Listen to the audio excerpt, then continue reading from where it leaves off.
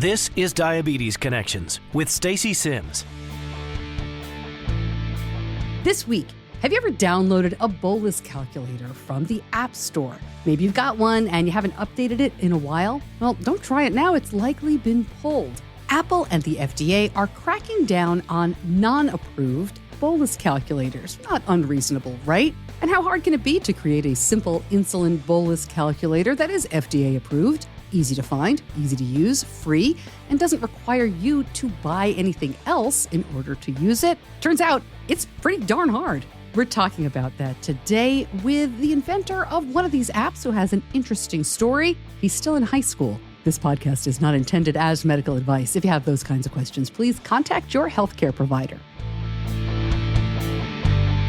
Welcome to another week of the show. I am always so glad to have you here. You know we aim to educate and inspire about diabetes with a focus on people who use insulin. I'm your host, Stacy Sims. And first, a big hello to everybody I met this past weekend at Friends for Life in Falls Church. This is the group that puts on the big Friends for Life conference every July in Orlando. The group is called Children with Diabetes, and they have regional conferences. I hadn't been to the Falls Church event since before COVID, and it was really great to be back. Didn't hurt that Falls Church is really just around the corner from where my son goes to college. So that was a great chance for me to pop in, say hi to Benny, bring him some diabetes supplies and some other stuff that he wanted from home, get a big hug, and then I'll see him like in a month. I'll see him right after finals, and his freshman year of college will be done. We're going to talk to him for the podcast. I know a lot of you have questions about how he managed that first year, so we will talk to him for sure and put an episode out this summer. I haven't talked about this in a while, and I'll be quick, but are you signed up for our newsletter? I put out a very simple newsletter every week. It's mostly about the podcast with other links, paid studies, information I find interesting, stuff like that. If you're at all interested, the link is in the show notes. It's also over at diabetes-connections.com. If you scroll all the way down to the bottom, you can find it really easily. But I'd love to have you sign up for that. I'm always afraid of only relying on social media to get the word out. I mean, it's just so hard if you're not paying for every single post. And I've been around long enough that I have seen social media platforms come and go, not just Twitter. So I would really appreciate it if you would sign up for that. It is the best way to make sure that we all stay connected. And if you're trying to get in touch with me, you can message me on social media, but I find that I miss a lot of requests. So you can always email me, stacy@diabetes-connections.com. All right, my guest this week was diagnosed with type 1 at age 13. And you know how it goes for those first couple of weeks. He and his family were calling in every blood sugar every day to help their doctor make adjustments. Drew Mendelow thought there should be a better way, so he created T1D1. I'll let him and his parents, Mike and Laura, tell you more about it and what makes it unique. It was recommended by his doctors to other patients, and the word spread. They had tens of thousands of downloads. But as I mentioned, in 2021, the FDA started cracking down on these kinds of apps, and Apple pulled it. Drew has been working toward FDA approval ever since, and they're pretty close right now. It's a great story, and you will hear it right after this. Mike and Laura and Drew, welcome to Diabetes Connections. I'm so glad you all are here. Thanks for being with me. Yeah, thanks so much. So nice to be here. All right. Well, we have a lot to talk about, and with three people, it can always be interesting. So we will do our best. I know you guys want Drew to answer most of the questions, but I do have some questions for you as parents. So we'll see how this goes. And Drew, you may regret having your parents on the call. We'll see. Let's just jump right in and talk about this app. Drew, what is T1D1? How would someone use this? What's it for? Yeah, so I think firstly to describe what T1D1 the actual stands for and how I came up with it is T1D1 stands for type 1 diabetes from day one of diagnosis. And the app's main purpose is to just help calculate insulin dosages and make it very simple and easy to use, just to kind of take a lot of the weight off, especially when you're newly diagnosed. That whole idea of the app came when I was diagnosed in 2020, and I was in the hospital. There's very confusing. They're throwing all these terms at me, this large math calculation that I had no idea for insulin, all these different things that I had to learn in like one night and like the next morning. And then I had to go back home and do it all by myself. And I was very overwhelmed, as you can imagine. And I'm sure as many of the listeners have also experienced. There in the hospital, I was looking and I was kind of thinking to myself, there really has to be an app for this. And there really just wasn't anything out there that was free and just simple and easy to use from day one. There were a lot of apps that you had to subscribe to, or that went along with technology that you also had to pay for separately, or that were just way too complex from when you're just diagnosed. So it all actually just kind of started as a joke with the doctor. And I said, like, yeah, I'll just make this app because I messed around with coding a bit before that just for fun. It's like playing video games and coding video games for fun. I really hadn't made anything like app wise at all, but I made that joke, and the next day I went home and I kind of like just started messing around with it, seeing if I could do it. And I was like, yeah, I really think I can make this app. And from there, it just kind of started, the ball started rolling. I worked for the next, I think it was about 2 months, 6 weeks-ish to create the app. And I worked with Children's National Hospital, some of the doctors there, along with over 70 beta testers just to help create the app and approve accuracy of the app as well. And once I launched it there, it just gained traction like crazy. There was a lot of news sites that picked it up, and it was just really amazing for me. And it got over 45,000 downloads. It was just super cool to see how many people it was affecting, really. That's great. I mean, and let me just stop you there and go to mom and dad for a minute, because, you've got a 13-year-old who is diagnosed with type 1, and that comes with its own challenges. Laura, let me start with you. What was your reaction to this app that he was starting to build? I mean, obviously you're really proud. I mean, he's so well spoken and he's obviously super smart, but did you kind of think like, dude, get used to diabetes first? Or what are you doing? Like, you don't need to be a human calculator. What was the reaction? Yeah, it was actually a way that it sort of empowered him to manage the disease. It was almost like we didn't have the time to be sad or, oh, woe is me. Because he knew his grandmother also had type 1 diabetes. She's like a boxer. She's athletic. She like manages it really well. And he can see her doing all her daily activities. So the reaction when he actually got diagnosed, we were like, oh, okay, we can handle this. We can manage through it.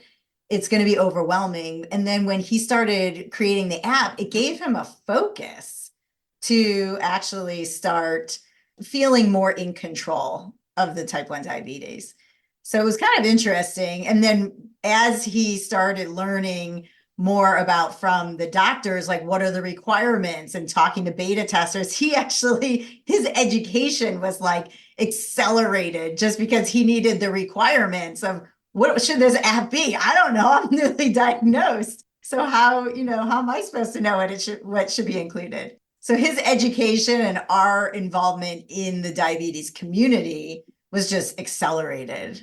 So you've got your beta testers, Drew, and you've got the doctors, and the app is kind of fully formed and out there. Were you able to get it into app stores initially? Like, could people, I know we're going to get to what happened later, and it's not there now, but was it initially available pretty widely? Yeah, so right when we released it into the App Store, it was fully out there on App Store, and a little bit after into the Google Play Store. Just anyone can get it. It was fully public. And once people started downloading it, they would tell their endocrinologist and just their doctors or hospitals. And they were the main ones who would spread it. And they picked up the app. And it was usually the hospitals or doctors, their diabetes educators, that would, right when someone was diagnosed, they would show them the app and recommend it. And they would also show others that they knew. And that was the main source of just really helping get it out there at first. But it was really just out there for everyone at first, and it just started to gain a lot of traction. Yeah. And so tell me a little bit about what this helps with, because I think,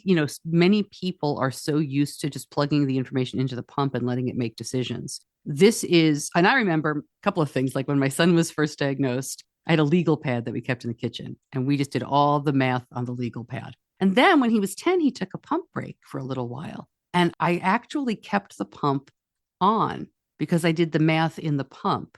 We did not have an app or anything to do the calculation. So I would put like 35 carbs into the insulin pump, which wasn't attached to him. So these are the calculations that your app is doing. Yeah, exactly. This was the main function of the app. And there's a couple more functions that just make it really nice and easy to have everything in one. The main function, obviously, is to calculate your insulin dosages, and this is really nice also if you have different settings throughout the day. So if you have like a different carb ratio for breakfast than dinner or something, you can set that once and then you don't have to change it ever again. Whenever you calculate, you just click breakfast or lunch or whatever your settings are, and it will automatically change it behind the scenes. And you could just enter your blood sugar and how much carbs you're eating, and it would give you the amount of insulin. And then the nice part about the app is that instead of tracking everything on like a notepad of like all your numbers or in a Google Sheet or something, there's a button below you when you calculate, and you just click log it, and it will log right in the next tab, and all your data is all there for you. And it shows the date and everything. You can add additional notes below it. It's just really nice to have it all there. And this was very helpful, especially on day one of diagnosis, because for me at least, the first couple weeks, maybe even a month, we had to send all the data every single day to our hospital or doctors so they can look at it and change your settings as needed. And it just made everything really simple and easy all in one. And Mike, let me ask you, I've got to imagine that this was helpful on a personal level, but also interesting to watch. What was your reaction? It was. The first probably 2 weeks, we had to call the hospital and leave a voicemail with Drew's 6 numbers throughout the day. So that's where we started from. And then by the time Drew released this, he could have all the numbers, all the datas and graphs just emailed right away. It was astounding to see how quickly he was able to make it happen. But another thing that was really great about it was he could take the focus off of himself a little bit. So he was thinking, okay, I'm lucky enough to have these resources and I can figure out the math. Other people can't. So I can focus on how I can help people instead of focusing on what type 1 is taking away or what it's changing in my life. It really helped him focus on how this is helping other people and really move forward instead of kind of staying stuck in the present diagnosis. And what Mike didn't add is that he's also a software architect, or he's a software developer and architect. But Drew was learning app development. So Drew, and this was not in Mike's purview. So Drew would learn things and then teach his dad, how to do some of the coding and development. So it was a cool relationship that they had. You can find everything on YouTube, That's awesome. I love it. I love it. But then, Drew, your app gets taken down. What happened? Yeah, so that's a whole nother story. So basically, after the app got blown up, we had over 45,000 downloads. And then Apple decided to flag the app and temporarily take it out of the App Store because they needed FDA approval. And so this was a huge hurdle, and it was really saddening for me to see because all these people now, if they needed the app, especially when the doctors were recommending them use the app, and they just can't find it on their phone or anywhere. And it was just really sad to see. So I decided to enter a competition actually in Switzerland with the Diabetes Center of Bern. And I won the competition, and they decided to help fund the process for FDA approval. And there's a lot of steps that went into it. We ended up working with another development team in Switzerland that documents it and worked along with me to help rebuild the entire app from scratch just for FDA approval. It took a long time and a lot of money, but we're just on the last step now, which is the human factors trial. And we just need extra funding for that. And that's where we're currently at. And he actually didn't win it. He was in the middle of of his pitch. Derek, the CEO, just said, "It doesn't matter. We don't care what the outcome is. We're helping you, Drew." So he didn't need to win it. He won it in his own way. But you won't find him as the winner on their website. Yeah. Yeah, I don't know if... But you got the funding from DC Bern to get it started. Exactly. Yeah. Those guys are great. I'll say we got some interesting anecdotes since the app was taken down. We get emails every day, people asking for the app still. And we got one about 2 weeks ago of a woman saying, "I refuse to get a new phone because if I get a new phone, it might delete T1D1. So I'm waiting until you get your app approved and then I'll get a new phone."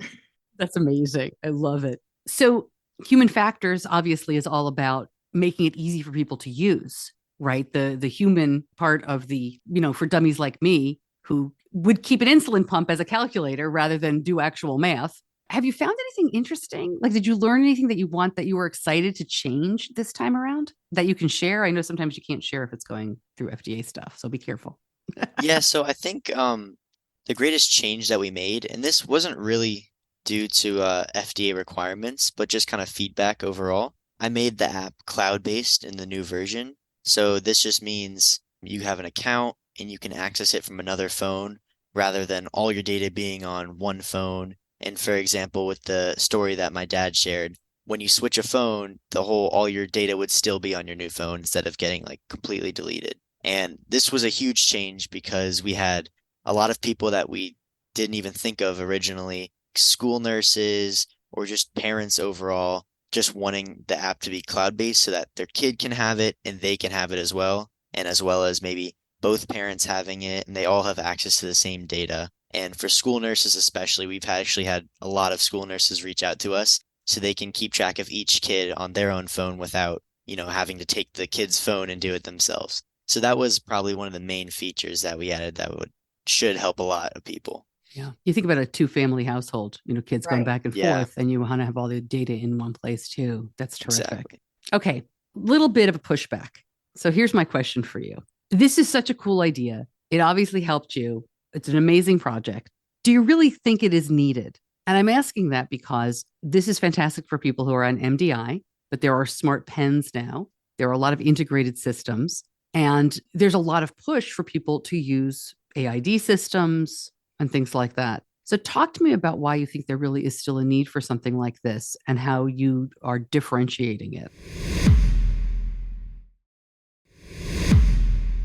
Yeah, so from my experience of getting diagnosed, when I searched anywhere I could online for anything, and I really just didn't see a need originally. And this is, I would say, especially because it's in the first couple months of diagnosis, for people who are on pumps and technology, which I'm very fortunate to be on right now, this app isn't really targeted towards them. And I'm completely fine with that. I don't need everyone to be using the app. This is simply just to help people. And I'm just targeting people who are newly diagnosed because I know how hard that was at the beginning. And I would say my target for the app and my hope is that people just use it right when they're diagnosed, even if it's for maybe 1 or 2, maybe 3 months until they can get on technology or they feel like they don't need to use the app anymore, as long as it's just helping them at the beginning. Because I really found there wasn't anything out there that would help people from day one. They would require a subscription, or like I said before, you need to have their technology, which can be really hard to get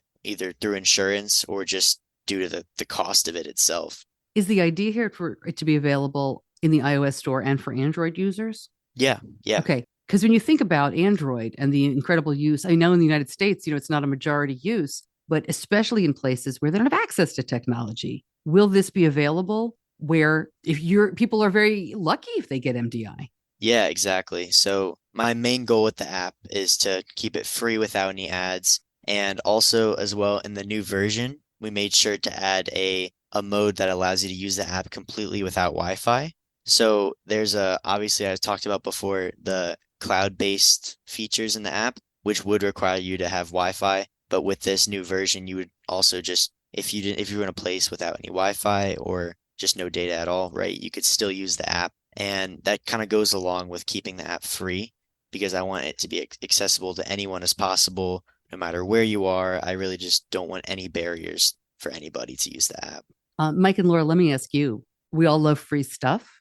I know you're in fundraising mode with DC Burn, for some of this. How would it be sustained though? I mean, there's a reason why all the other apps are not free or have ads. Is the idea here to fundraise? Do you have other sources?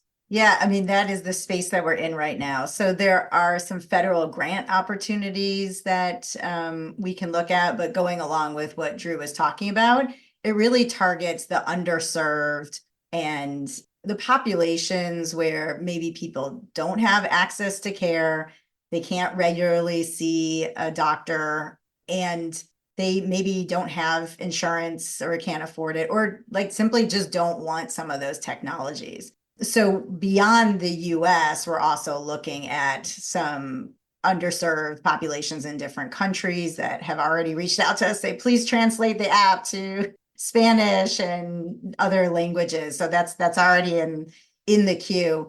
But because of that, federal grants is really probably the best route for us to look for opportunities for sustained funding. When the app was available, it was downloaded in, I think, 74 different countries. So that was within 6 months. It spread that quickly. And that was without really much effort. So there's definitely a need out there, whether it's underserved or just people that like to be on MDI. There's definitely the need. But yeah, funding is a challenge. If we could, real quick, Laura, tell me about your mom, because you said this is Drew's grandmother who lives with type 1. Was she diagnosed with LADA? She was diagnosed later in life, you said? Tell me her story. Yeah. So she definitely had some autoimmune something going on in her system. She has like severe allergies that she got ever since my brother was born. So that was also in adulthood, but she was 61 years old when she was diagnosed, and they have no idea how she, got type 1, but they think maybe it was viral related, but she wasn't in a hospital, didn't have any other kind of operation that you hear a lot of those stories. And she was often, when adults are diagnosed with type 1, there's not typically an endocrinologist that is that well versed in type 1. So you go into the doctor, they kind of are like, well, here are some books, here are a couple websites. That's what they told her. And they're like, so good luck. She had no idea about carb counting so it was really overwhelming and hard for her. She was like, I wish I had the T1D1 app, because she just had to do all the research on her own.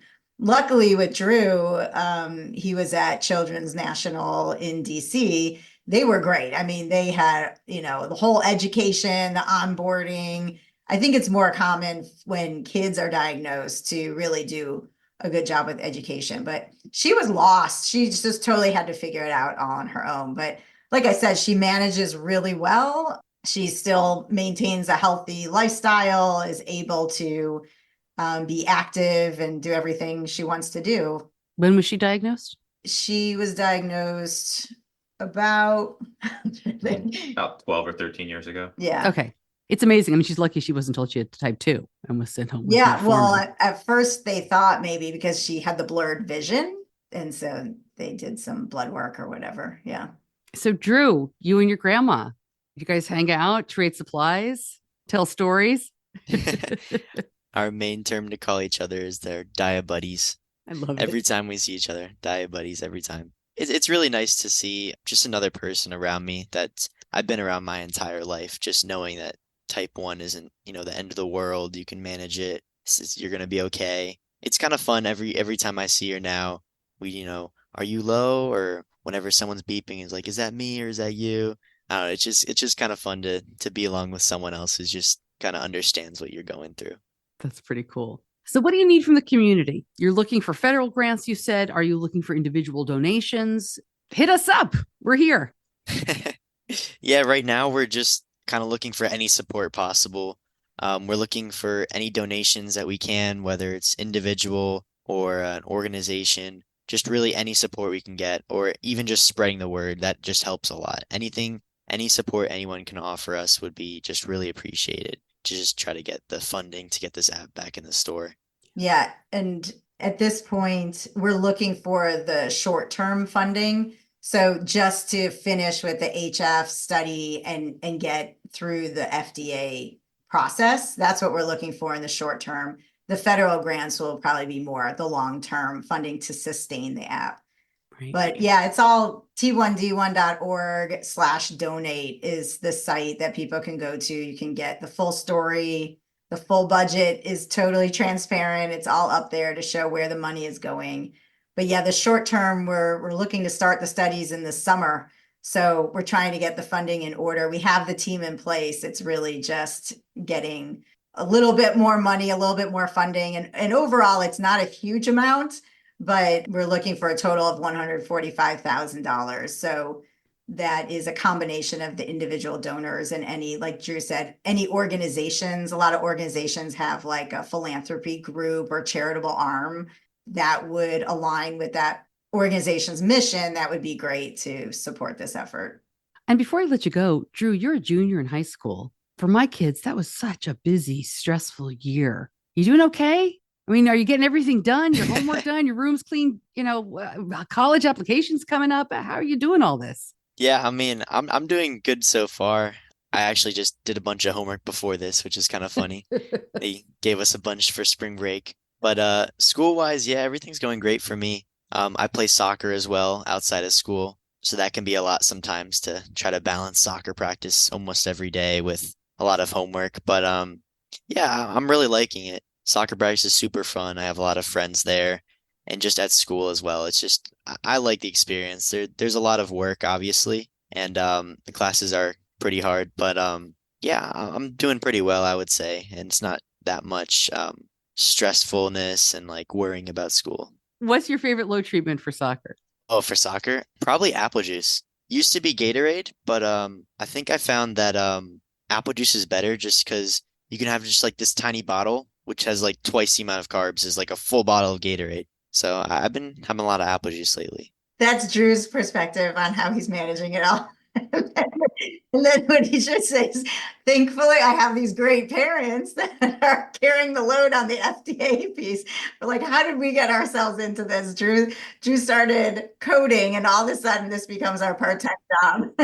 I love it. I love it. There is this thing with when your kid gets diagnosed, I think almost everybody leans into whatever strength that they or their family has to contribute in some way to the community. It's pretty incredible when you look family by family, just what people do. And sometimes what people do is just, help their kid and live their life, and that's cool. But if you have a coder or you have a microphone, it's wild how your life goes in this new direction. So that leads me then to Mike and Laura. I mean, really, it's sad. But, you got like this kid who's underperforming and isn't going to go anywhere. You can tell, right? What a schlemiel. Here's your chance. Like, how proud are you of your kid? Yeah, it goes without saying. It's just amazing accomplishment of what he's done. And to keep that altruistic side, which it's really hard to do because he gets a lot of pressure all the time. Like, Drew, just charge for the app. Just why aren't you making money off of it? And he's like, that's the whole point. Like we don't want to be charging for anything when you have type 1, and this is something you need to live. That's just amazing to see. And like you said, to be able to do everything else he's doing with going to school and just being a teenager and doing the soccer and then doing this app development on top of all of that, it really is incredible. Mike, any last words? I mean, I think you said it. But no, it's been fun to watch, and I think Drew's benefited in more ways than we know. I mean, he's as a coder, you're naturally an introvert. I'm definitely an introvert as well. But he's going on podcasts. He's giving keynote speeches at conferences now. He's without a thought. So there's benefits kind of outside of diabetes and outside of coding that he's seeing as well. So it's great to watch. That's cool. Well, thank you so much, all of you, for joining me, Drew and Laura and Mike. This was so much fun. It was great to learn about. We will link up all of the information. I know I will talk to you again, but thanks and the best of luck with this. I really appreciate it. Yeah, thank you so much. I had a great time. Yeah, thanks. Thank you. Thanks, Daisy.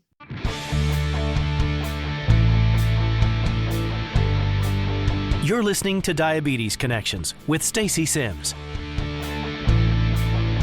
More information on how you can help, and you can learn more about T1D1 over at diabetes-connections.com, or wherever you're listening, just check out the show notes. That is a true story about using Benny's pump as a calculator when he took a short pump break. And I have remembered since I talked to the Mendelow family that we also did it once. And I wrote about this in one of my books. We were at Universal Orlando, and there's a lot of levels to this story. So let me see if I remember everything that happened. He lost his phone. His infusion set came out, and we didn't have any more because we were in that weird tweendom where he thought I was packing the bag and I thought he was packing the bag. And so the bag was kind of packed, but not really packed. But we did have insulin pens. So what we did for the rest of the day was we looked at his CGM number on his pump, which was not connected to his body, but was still connected by Bluetooth. He used the Tandem X2. So you'd have a screen on there that shows your blood glucose number from the CGM. And then we used the pump, again, not connected to his body, as the insulin calculator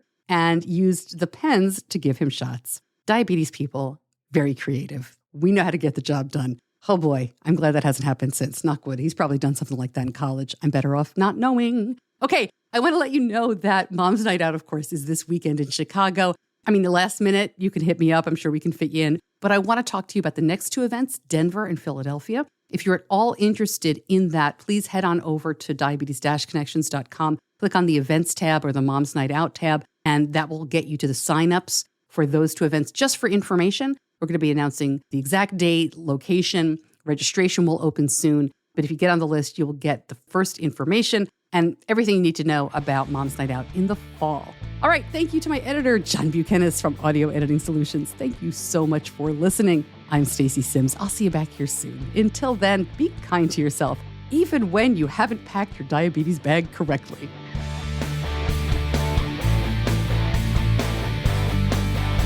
Diabetes Connections is a production of Stacey Sims Media. All rights reserved, all wrongs avenged.